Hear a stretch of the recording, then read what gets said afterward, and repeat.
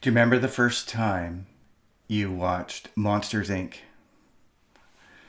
I'm not talking about just regular old cartoons. I'm talking about a Pixar animation. Monsters Inc. was my first one. And it was my first Pixar. It wasn't my first cartoon. I mean, I grew up Saturday mornings with cartoons.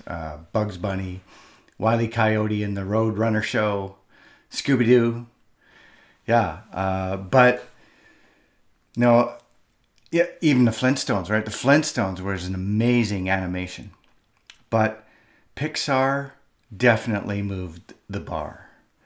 I remember the first time watching that, I was just so captured by the 3D reality. When the monsters were auditioning, right? I'd never seen anything like it.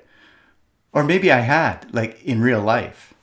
I was just blown away by the definition. When Sulley is sleeping there and he's snoring and his breath is blowing on his arm and his fur is just responding to that. Like it's blowing.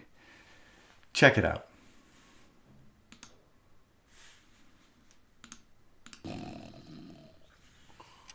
Hey, good morning, Metropolis. It's now 5 after the hour of 6 a.m. in the big monster city.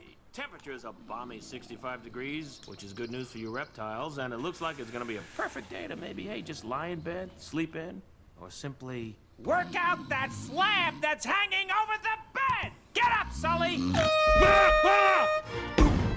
I don't believe I ordered a wake-up call, Mikey. Hey, let's talk more pain, Marshmallow Boy! Feel the burn! You call yourself a monster? Scary feet, scary feet, scary feet. Oh, the kids awake! Okay, scary feet, scary feet, scary feet, scary feet, scary. Kids asleep! Twins! In a bunk bed! Ooh, I thought I had you there. Okay, Sulley, here we go. You ready? Follow it. Oh, it's over here. Oh, look over there. Don't let the kid touch it. Don't let it touch it. And I don't know, but it's been said, I love scaring kids in bed. Come on, fight that clock. Fight that clock. Scary monsters don't have clock. 118. Do you have 119? Do I see 120? Oh, I don't believe it. I'm not even breaking a sweat. Not you. Look, the new commercial's on. The future is bright at Monsters Incorporated. I'm in this We're one. part I'm of in this your one. life. We power your car. We warm your home. We light your city. I'm Monsters Incorporated. Hey, look, Betty! Carefully matching every child.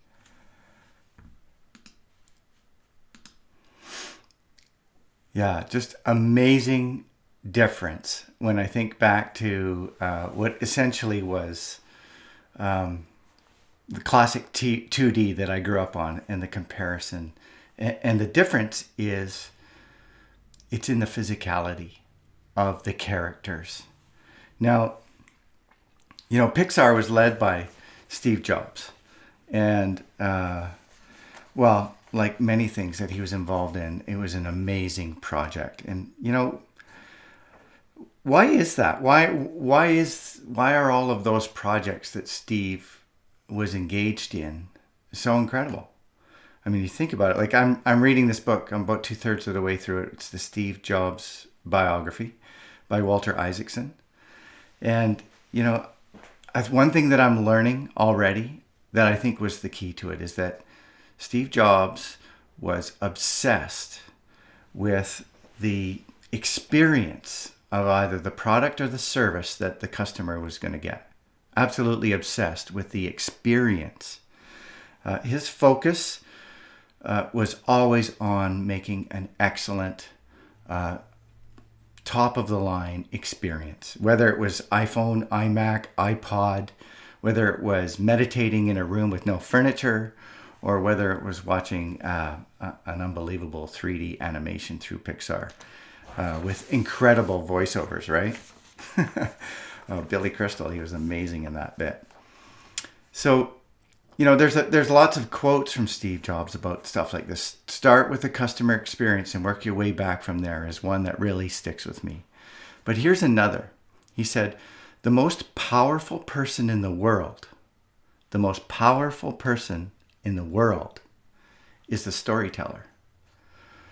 The storyteller sets the vision, values, and agenda for an entire generation that is to come.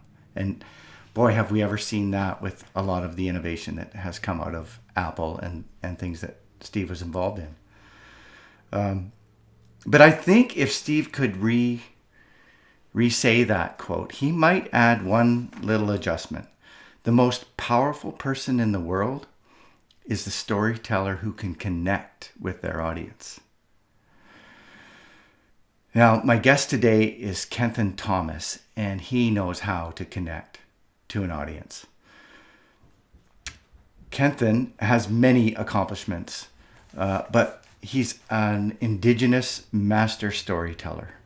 Now, circumstances have arisen sort of last minute today. That means that he can't join us live, but because of the magic of video, we're still going to be able to hang out with Kenton today.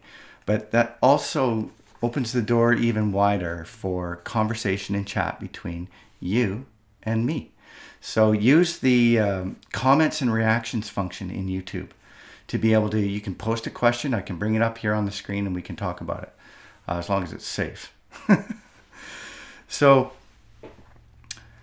CFX, the connection of things, live streams from Secwepemcúlecw, which is the traditional unceded territory of the Secwepemc Nation in southern British Columbia, Canada. And we're going to get right to the show. So here comes that great, awesome opening music.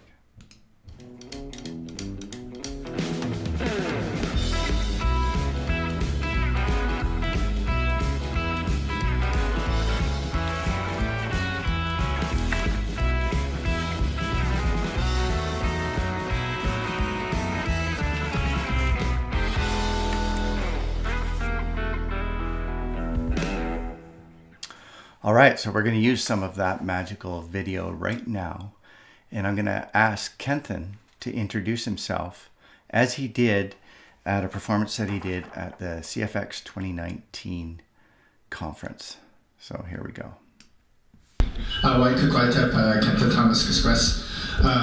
Before I begin, I'd just like to say that I'm very honored and humbled to be standing in front of you today to share the stories of the Shteptikula of the ancestors of the Secwepemcúlecw.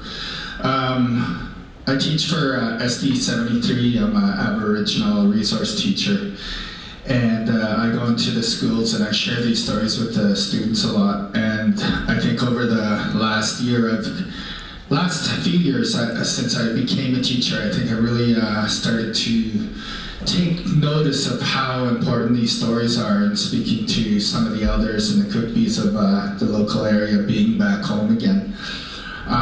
One of the things that I soon learned when I returned home a few years ago was that not only are these stories meant to be entertaining and meant to be somewhat of legends that teach, and that's what Shteptikula means, is legends that teach, but as one of our cookbies, Ron Ignis, Dr. Ron, tells me, is that there are laws. They're what we utilize to really manage ourselves, our lands, and our connection to that land from a long time ago. I was sitting with Dr. Ron Ignis a few years ago, and he talked about the Proclamation of 1910. And he asked me, I said, this document is still relevant as it was in 1910, and it was the proclamation to Sir Wilfrid Laurier that all of the chiefs of Secwepemcúlecw, Syilx, and Naklakpamuk, and I think Chilcotin wrote. There were a few chiefs from each nation that presented to him via James Tate, and they presented it to him, and I read it and I was like, wow, it's still relevant today, like every single word. And he looked at me and he said, well, where do you think they got the words for this? And I said, oh, this is one of those questions with questions and layers. And I started laughing. I went, oh, okay, let me think. And then I sat there and I thought, and I went, the language. And he said, well, where does the language come from? And I was like, oh no, we're going down a rabbit hole. And I started laughing, and I went, the language comes from, and this took way longer than I'm doing it right now, but I went, the language comes from the land. And he goes, yes, because when we see something happen, we would make a word for it. When we'd see something that Mother Nature, a gift that she would give us, we'd make a word, a meaning for it, and there could be multiple meanings. And then he goes, well, where do you think we got the stories from? And I said, the language. And he goes, one more. And I go, the land. And he goes, yes, and that's why there are laws. See, when our cookies, a long time ago, they said, they made the proclamation to Sir Wilfrid Laurier. They didn't just pick words out of the air and put them onto the piece of paper. He said, they used the stories. And he told a specific story, which is a story for another time. But today, I just wanted to give that little insight into how important these Shteptikula are to the elders and to our people. That they're more than just entertainment or more than just, a lesson in how not to behave or a lesson of how the world came to be. They represent so many different layers of our peoples, of our history, of our knowledge and our way of knowing. So my Kiaras and Slatas are Dr. Mary Thomas, Mark Thomas, Herbie, and Vera Chani. And my parents are Phyllis and Jerry Thomas, and my son is Susep Sewell, and that's who I am, and that's who I proudly stand as today. Yeah, so that was 2 years ago, Kenthan introducing himself at the CFX 2019 conference. And we're going to continue on to where he went from there in just a minute. But in the way that Kenthan just introduced himself, I will introduce myself. I'm Barry Wilson, third generation Canadian, son to Carol and John. My ancestors came from Scotland and the United States. And I'm privileged to live in Secwepemc Ulu. Now, in my monologue, I guess at the beginning, my opening story, I mentioned, like when you saw the hair moving on Sulley's arm there when he was snoring, or all the action of him jumping around and practicing to be a big scary monster. I mentioned that one of the things that was really incredible in that was the physicality that can come out of 3D animation at that level. And I think that physicality is so important. Not everybody can tell a good story. Some stories are really boring. But one of the elements that can make a story really compelling to watch, where you cannot look away, is when the teller uses their physicality in the strongest way. So Kenthan is a master at this, and he uses a lot of different means. He uses his body, he uses his voice, he uses his face and his facial expressions. He uses the drum. He moves around, and so there's motion, and you have to follow him. And you have the costume, right? He's got Sklep, he's got the Coyote on. And so he's got all of these components that are, they're physical elements that we just can't take our eyes off of them. So I'm just going to show you just a couple of minutes of the Brother Bear and Coyote story that he shared at the CFX 2019 conference. Can't show you the whole event, but I will tell you that if you are an alumni or you attend the CFX 2021 or any of the future CFX conference series, you get access to the recordings of the previous presentations. So if you wanted to see this one in full, sign up and be at the CFX 2021, and Kenthan also has another story there that he'll be sharing this year. But let's have a listen now.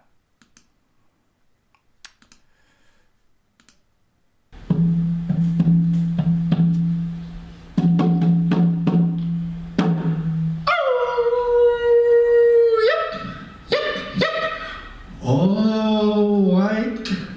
Look at all you people.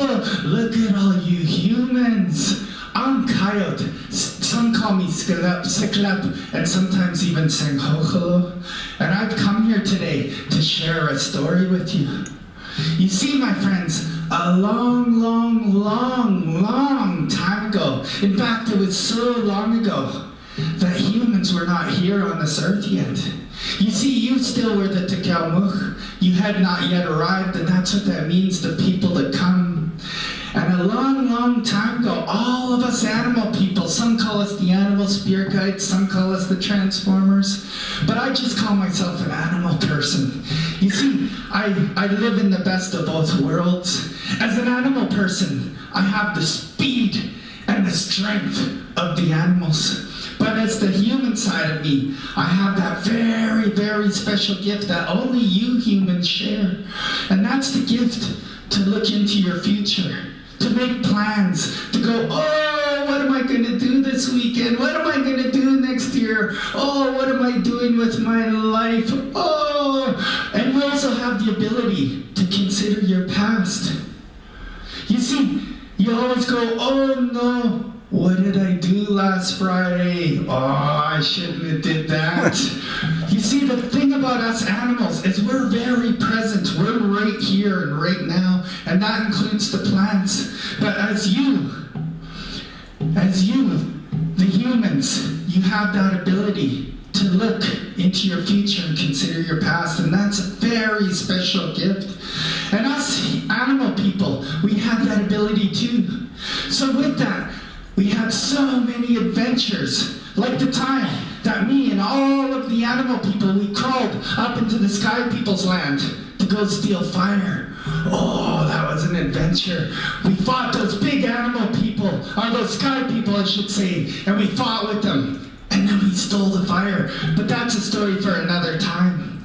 Or the time that my dear friend, Chickamoose, Suckerfish, he tried to jump clear over the moon. And he did it 4 times. And oh, he exploded on impact. But that too is a story for another time. The story I want to share with you today is the story of how Brother Bear and Coyote made day and night. You see, a long, long time ago, Brother Bear, he only liked to do one of 2 things. One was eat, and the other was sleep. And today, oh, Brother Bear Kinkeknum Squalux, he was hungry. He wandered down to the river, and he watched all the salmon swim by, and he looked at all of the salmon, and his belly started grumbling, and he went, oh, I'm so hungry. And he wandered out into the middle of the river, and salmon Scaramouille were swimming all over his legs, and he looked down and he went, oh. But Brother Bear, he didn't always take the very first salmon that he saw. He waited till the very first perfect one came, and he saw it coming up the river, and he looked and he waited for it to get up the river. And as it got closer and closer, he started salivating all those juices all over the sides of his chin, and he started smiling. And as it got closer and closer, Brother Bear positioned himself just perfectly, and he waited till that salmon got close to him, and then he went, oh, all those juices ran down his chin and onto his chest. Oh, Brother Bear, he was so happy. And he looked around, and he wasn't done there. He only just ate the first salmon that was perfect. After that, he started eating salmon all willy-nilly, one after another, and he started going, ruff, ruff, ruff, ruff, ruff. Oh, my Brother Bear, he could eat 100 salmon in one sitting. So an amazing performance by Kenton Thomas. Another thing about the way that he presents these stories is there's a lot of humor in it, right? And anytime I've actually watched, his stories can be anywhere from 10 minutes to 30 minutes or even longer. And my face is so sore because I'm smiling the whole time because he keeps you engaged. And I think that's what's really powerful about that is that when we are engaged in that way, then as he described the meanings, the laws, the language blossoms through and we learn it, we absorb it, almost without even thinking. So it's incredibly powerful. And so in many ways, I started a conversation last week with Kathy Porter. We're talking about reconciliation and understanding how oral knowledge has been transferred from generation to generation by people that have been on the land since time immemorial is very important, because it often seems to be at odds with the sort of Western science peer-reviewed literature process, and getting published and articling and all of that. It's very different from that. And knowledge is delivered at the level of the recipient when you're doing it this way. So Kenton speaks a lot to young people in schools, but he can also shift gears a little bit and talk to leadership of governments and connect with them on different levels, because the knowledge holder can shape the knowledge to the recipient, which is one thing that you cannot do in a peer-reviewed journal. It's written down on a piece of paper, been scrutinized and torn apart so many times. It is what it is, and you either get it or you don't get it. So that is a difference, and I'm not saying one is better than the other. Certainly, we've talked about the value of having both, but it is a difference that I've noticed. And I just want to share with you then, going a little bit deeper when we're talking about the connection of things, and we're talking, well, how do we use that kind of knowledge in what we do in our lives as citizens, but also when we're assessing things like cumulative effects. So check out this article. This article is posted online on a page. You can see it's called The Conversation. And so you can see the link there, and you can go read the whole entire article if you want. But it talks about Indigenous song keepers revealing traditional ecological knowledge in music. So this is this week's Forest of Whispering Speakers segment. And I'm going to start up my little bluesy riff here so we can get into talking about this a little bit more as the research has been presented in this article.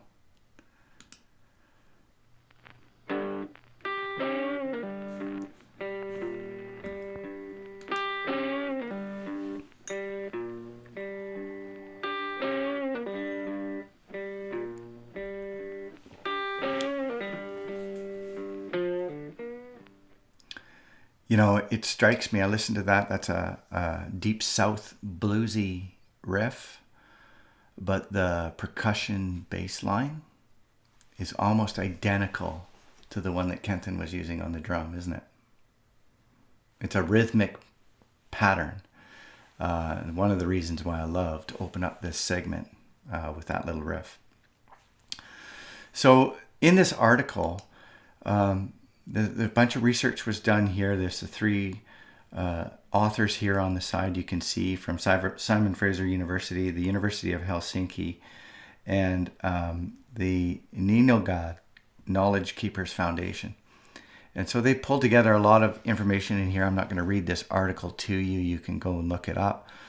But it's really interesting how we perhaps undervalue song and its ability to communicate knowledge.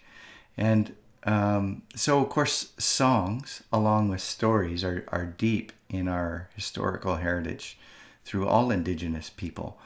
And I'm just going to scroll down to this area of the article called Song and Reconciliation. And you heard Kenton talk about that the stories came from the land. And that the laws came from the land, and what you observe from there, and the actions that happen. And that's where the deep meaning comes from, is because all of those things are connected to the realities of Mother Earth that we live on, and all of those energies, right?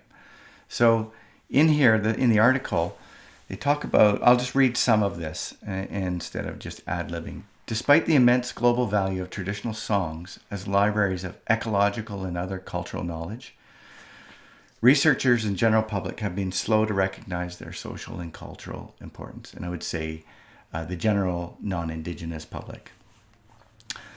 So, for instance, the findings of Canada's Truth and Reconciliation Commission highlighted the importance of protecting and honoring Indigenous languages, but songs were not mentioned.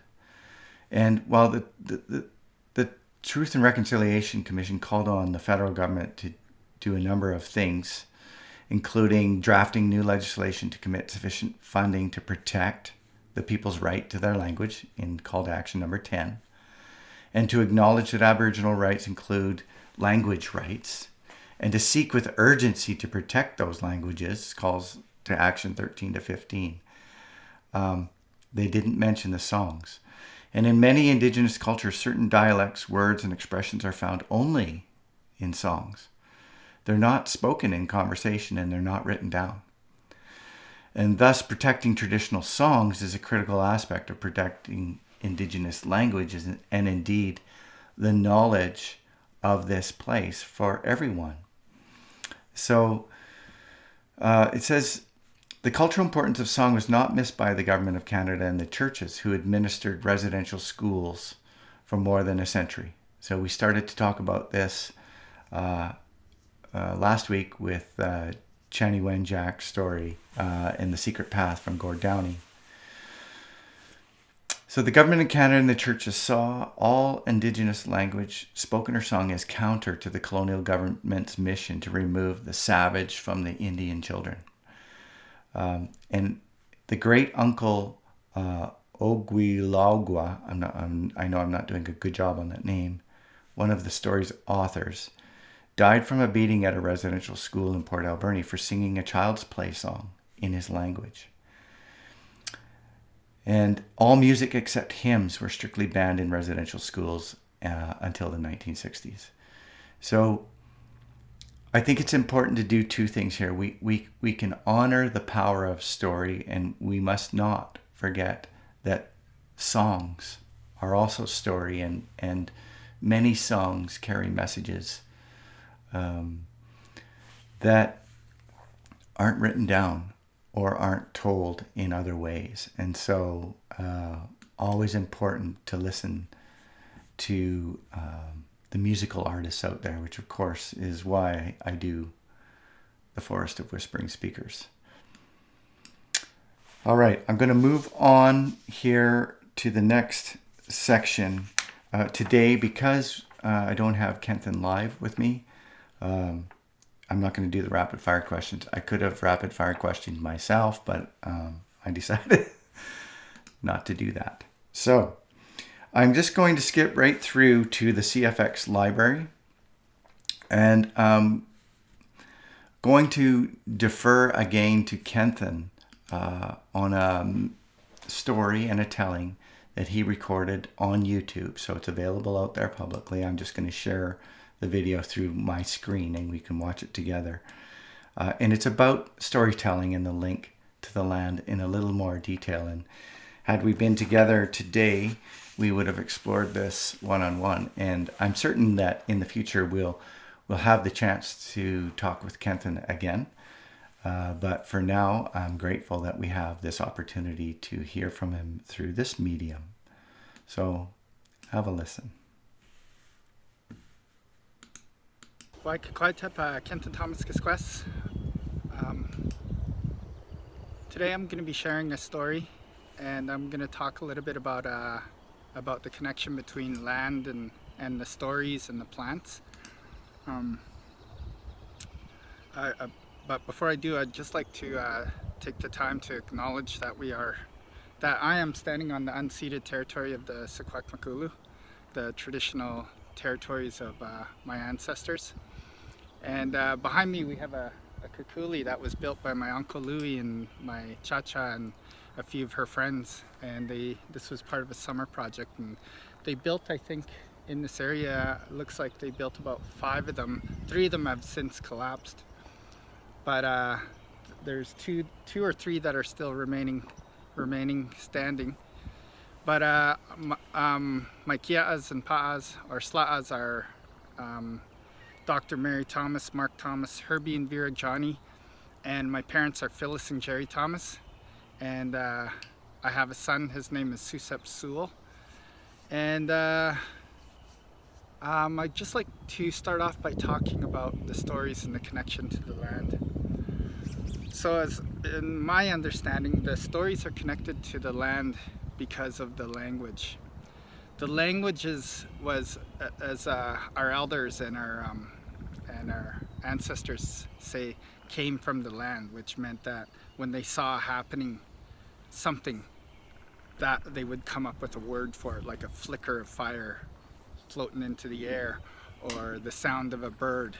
So as I understand it, our language is about 80-85% verbs, action words. So that's why the language is so hard to understand and to get a good comprehension of it. And it's so diverse and unique. So with the language came the stories. And from the stories, we developed our laws. And this is from my own understanding of it. You might have heard different, but this is the way that I understand it, that the laws come from the stories because the stories speak of respect and interconnectedness and our connection to the land, to each other, to the trees. And in saying that, it means that we're no more important than the trees. We're no more important than the animals that run through the forests. That we are just part of the cycle and the system here on Mother Earth, and that we're not at the top of the food chain as we've come to believe in our lifetime. So that's a great segue into the story that I want to share. And this is an Okanagan story. This is where I heard it first. And it was told to me by Richard Knorris and Tommy Gregoire. And the way I heard it is the way that I'm going to share it with you today. And it has a connection to Trudy's presentation that she's doing about the plants. She's going to be talking about the balsam root and I think a couple other plants.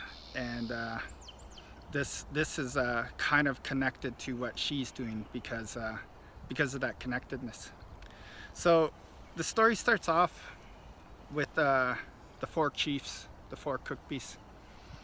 And as we knew him, or as the Okanagan people knew him, it was Kinkeknum, Black Bear, and he was the chief of all things that live on Earth.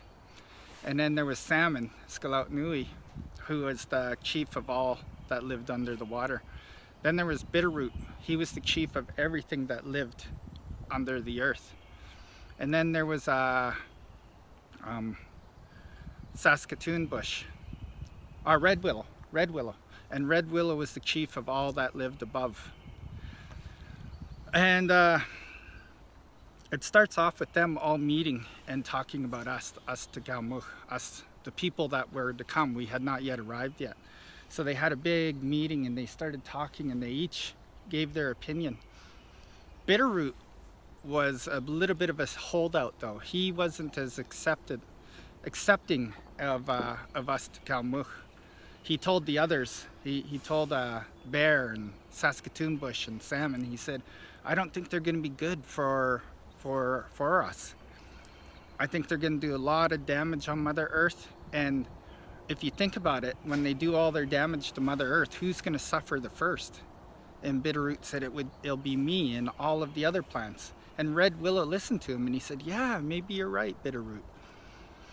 But Bear and Salmon were steadfast that us humans deserved the chance, that we needed to be fed and nourished, and we needed to be taught how to strive and how to create and be beautiful, have a beautiful existence here on Mother Earth. But then Bitterroot, he said, I still think that they're bad. So Bear stood up after a long discussion with Bitterroot. He stood up and he picked up his drum and he sang a song. And it was a medicine song. And as soon as he was finished singing, he looked at the three chiefs. He looked at them and he said, I believe in these humans, these people, these Kalmuk, so much that I'm willing to give my life. And that's why I sang that medicine song. to give my life for them. And he lied down and he died. And all of the 3 other chiefs looked at him and they went, what happened? Oh no. So they started trying to revive him. They hold them and going, bear, Kinkeknum, get up. But he wouldn't wake up. So then Coyote and Senghoholo and all the other animals, they came and they all tried their different magics and potions and songs. Coyote sang his song, his love song, and he went, oh, but he couldn't bring him back. And Deer, he tried to do his dance, his little dance, but he couldn't bring him back to life. Everyone tried to do their magic and bring Bear back. All the while, this little fly was flying around going bzzz, and everyone was going, shoo fly, get out of here, shoo. And every time they would land on him, or the fly would land on Bear, they'd go, oh no, you're not, because they thought he was gonna try to put his maggots into Brother Bear's body. And they said, you get out of there, shoo. But Fly was trying to get their attention. He was flying around, and finally he landed near someone's ear and he went, I can save Bear. And they went, what? I can save Bear. And that animal person told everyone what Fly just said. He said he could save Bear. And everyone kind of laughed, especially Coyote. Coyote went, oh, Fly thinks he can save Brother Bear? What? He's just a tiny little fly. But Fly flew down and landed right on the tip of Brother Bear's nose. And he started to sing a song. He started to sing a little... And he sang in all 4 directions. And he acknowledged the sky and Mother Earth.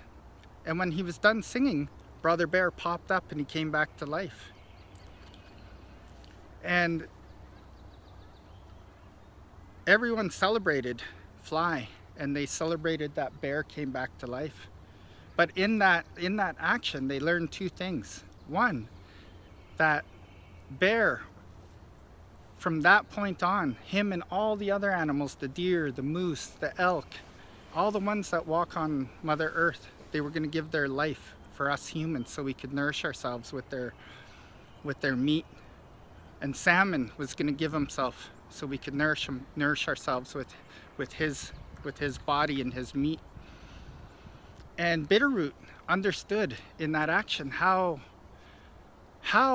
strong of a feeling that Bear had for us humans, the love, that connection, that connectedness, that he was willing to give himself.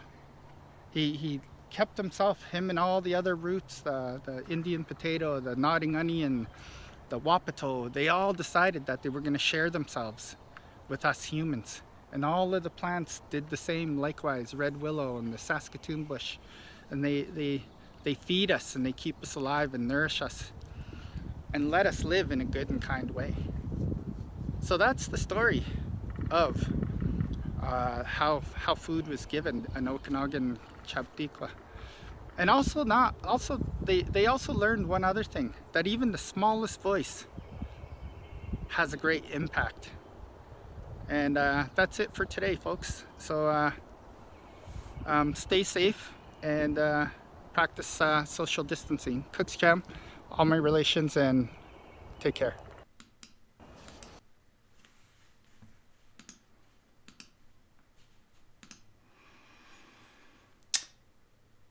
Really, really important aspect of cumulative effects right at the end of that story.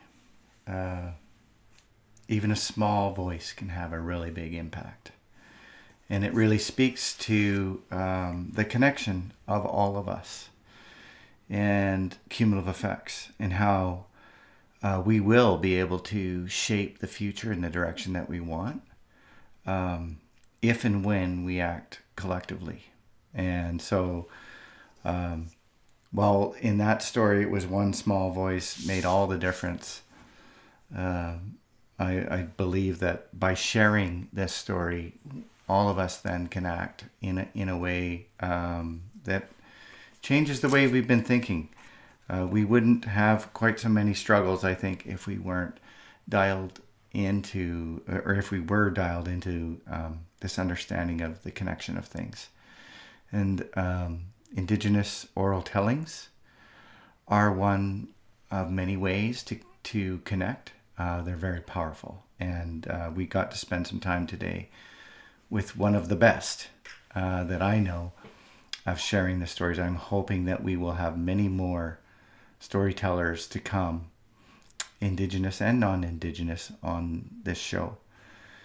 As far as getting a hold of Kenthan, just Google him, Kenthan Thomas, Indigenous storyteller, and he'll come up. There are a number of videos that Kenthan has put up online. He's a teacher working with the school districts, so you can reach him through there. He's also on Facebook, so he's very, very generous and giving guy with his time and energy and understanding. And so reach out to Kenthan. You can also connect to Kenthan through this video. Leave a comment or question or whatever, and either I or Kenthan will get back to you on that.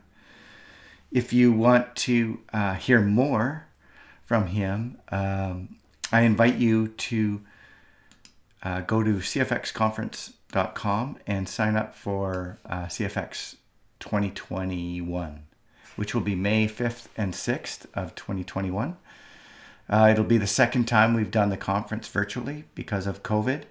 But Kenthan will be doing a telling there of how Coyote juggles his eyes, and some really good meaning there around cumulative effects and deep knowledge and wisdom that has been garnered off of the landscape that I get to live in Secwepemcúlecw for thousands and thousands of years. I haven't lived here for thousands of years. My grammar was off there. Sorry, Mom. But yeah, the stories come from knowledge garnered for thousands of years.